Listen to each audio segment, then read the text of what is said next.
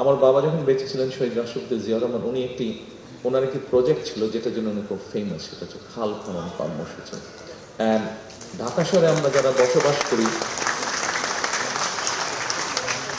ঢাকা শহরে যখন যারা আমরা বসবাস করি তারা হয়তো ব্যাপারটার গুরুত্ব আমরা অতটা বুঝি না, কিন্তু যারা গ্রামে বসবাস করেন, জেলা উপজেলা শহরে বসবাস করেন, তাদের কাছে এই জিনিসটা অত্যন্ত গুরুত্বপূর্ণ।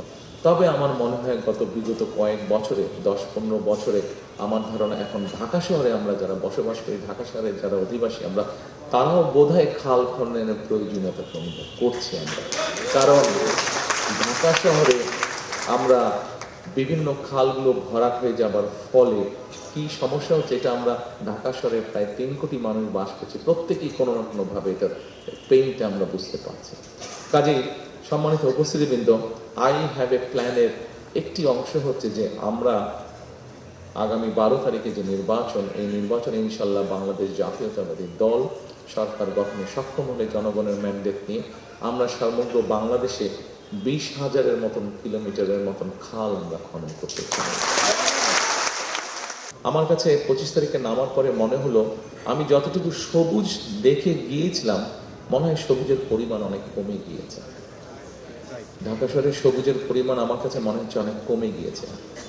যখন প্রথম দিন তো বুঝে উঠতে পারিনি, কারণ প্রথম দিন চারিদিকে এত মানুষ, আমি শুধু মানুষের ভিড় দেখেছি, আমি পরিষ্কার বাইরে কিছু দেখতে পারিনি। পরের দিন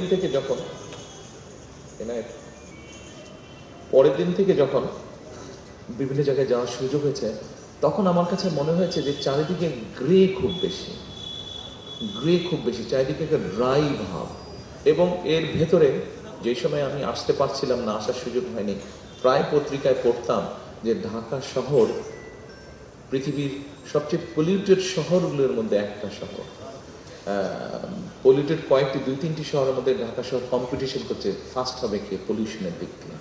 প্রায় বোধহয় কয়েকবার ঢাকা শহর ফার্স্ট হয়েছে পলিউশনের দিক দিয়ে। সম্মানিত উপস্থিতিবৃন্দ,